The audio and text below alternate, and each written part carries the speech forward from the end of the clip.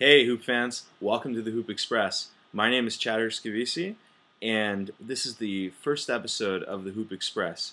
Now alongside me are going to be other hosts such as Danny Levy, Robert Mitchell, and Andrew Melton. And we are going to break down for you the entire 2012 NBA postseason. And if we do well, maybe we'll continue with more sports from there. Now tonight, this is our first episode, and I am going to break down for you the series between the Philadelphia 76ers and the Boston Celtics. This series is already in progress, with Boston leading the series 1-0. Now, all of you naysayers out there who believe that the regular season has anything to do with the postseason, I would guess again. These two teams met 3 times in the regular season, with Philadelphia taking 2 of the 3 games. Not a single game was decided by less than 13 points. On March 7th, Philadelphia ran Boston out of the building, beating them 103-71. And then 2 weeks later, on March 23rd, beat them 99-86. And the most recent game before the postseason was on April 8th, with Boston returning the favor of that March 7th blowout, winning 103-79. So no game was close in that regular season series. In the playoffs, however, Boston escaped with a narrow 1-point victory in Game 1, 92-91, despite trailing by 13 points, as well as 9 points in the fourth quarter to overcome that, to go ahead and win. Boston, when playing during the regular season and having a 13-point deficit or larger, had 1 win to go with their 22 losses. The only win that thrilling early game this year versus the Orlando Magic when they trailed by 23 points in the second half. Now, this series was, this first game was quite interesting. Kevin Garnett looked like he was in the shape from 2008, scoring 29 points and 11 rebounds. Real vintage KG. Rajon Rondo recorded his 8th career playoff triple-double, which was quite impressive. Puts him on the list with a lot of great players. Philadelphia came to bring it as well. Evan Turner had 16 points, 10 rebounds, and 4 of Philadelphia's 9 steals. Andre Iguodala had a solid a line of 19, 6, and 6, and Spencer Hawes came to play as well. He had 15 points and 8 rebounds. For Boston, I needed to see more out of Paul Pierce on Saturday night, only scoring 14 points on 3 of 11 shooting and getting himself into foul trouble early without hitting any threes during the game. Ray Allen did come in big off the bench, scoring 13 points when he was just a game-time decision. And, he only dressed just a few short hours before the game. So he did come in and provide a big spark off the bench. But players like Michael Pietrus and Keon Dooling were just not getting it done in this game for Boston. They need to see more out of their bench. I think the X factors in this series, to say the least, are the bench. As well as the matchup between Drew Holiday and Rajon Rondo. Now, Holiday went on a tear versus the Roseless Bulls, averaging 18 points and 4 assists. Versus Boston, however, he's only averaging 11 points a game and 3 assists per game. Now, I wouldn't count Holiday out just yet. He can come up big controlling the ball versus Boston's size with his quick speed and ability to go. Now, the bench squad I referred to before for the Philadelphia 76ers involves Williams, Jody Meeks, and Thaddeus Young. None of those 3 players really got it done in Saturday night's loss against the Celtics. I need to see more out of them tonight if Philadelphia wants to make this series interesting. Iguodala did play very, very great defense on Paul Pierce, and he'll need to keep that up in Game 2 in order to make this thing interesting. Boston needs to go out and get the game into their tempo, not allow Philly to get out there and run. Philadelphia had 9 steals in Game 1. However, Boston answered that with 7 of their own. 24 combined turnovers in the entire game, and 16 of those came from steals. I mean, that's just getting it done for both teams.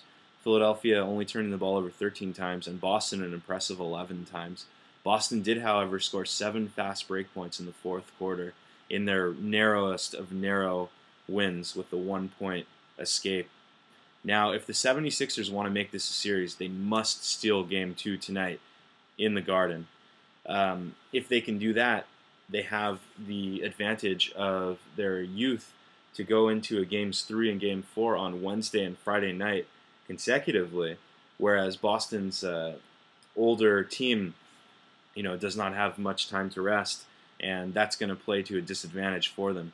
Now, if Philadelphia does lose this game, the games 3 and 4 are just piled up the same exact way regardless. But in that situation, Boston knows that they only need to go win one of those 2 games to really put a stranglehold on this series and get it up to a 3-1 lead. I think Philadelphia can do it. However, they're going to need to have an even more impressive performance than they did in Game 1, because I thought Philadelphia played very, very well in Game 1. And, they did hold a 9-point lead in that fourth quarter, midway through. So, it's going to be having an answer for Kevin Garnett, and not allowing the truth to go off, and, to try and somehow contain Rajon Rondo. I think that if you put maybe somebody like maybe Lewis Williams or Thaddeus Young out there with Rondo to match his speed, or even Evan Turner to keep it up, force Rondo to become a shooter and not a facilitator, because Rondo is a poor shooter and an even more poor foul shooter.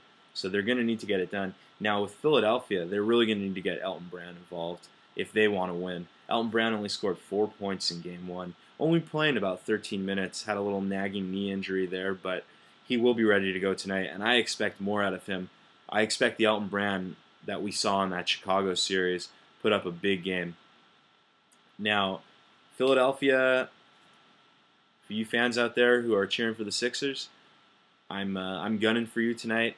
I don't think it's going to happen, unfortunately. I think Boston is too strong, and they're going to come out there and perform just as well as they did on Saturday night.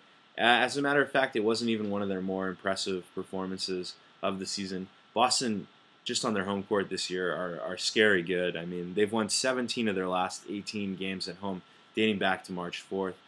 And, it's going to be a very, very tough task for this young and talented Philadelphia team. I don't think this is Philadelphia's year. I think Boston has one more contention in them to go up against the Miami Heat and forgive that semifinals last year series when they lost to the Miami Heat 4-1. I unfortunately think that Miami is going to be in there and they're going to put up a big fight, and I really don't see Indiana having much of a chance getting past the Big Three or even the Big Two if Bosch is not healthy enough to play. I really want to see Boston go in there. I think that this isn't the end for Philadelphia. They have a very, very young nucleus. They have some older players. They have a lot of players under contract. And I think that this year is not their year. They did shock the world by beating the roseless Bulls, but then again, they were the roseless Bulls. And you have to give them a lot of credit for that, because they did really come to play in that series, and nobody gave them a chance, basically even when Derrick Rose went down at the end of that Game 1 in that series. And they're playing very hard, and they deserve to be where they are today. But I think the road ends here in Boston. Now, I give them a puncher's chance, but just the narrowest of puncher's chances. I think the series goes no more than 6 games, maybe 5, in favor of the Celtics. Now, I'm pulling for the 76ers tonight, and I think with a 7.5 point underdog spread, they could come surprise more teams. But Boston is too much. Rajon Rondo, I see him having another big game. I don't see Pierce playing as poorly as he did in Game 1. Whether or not the bench comes through, I still think Boston wins this game tonight. 99-86 is my prediction. Anyway, this was the first episode of our show. I hope you guys enjoy it. I hope we get lots of followers out there, and in the future, we eventually plan to add videos or little tidbits, clips, everything that we can get on here. And this has been the show. And until next time, guys, take care, and stay tuned for Danny's very intriguing piece about the Los Angeles Clippers and the San Antonio Spurs series. I'm one of your hosts, Herscovici. Peace.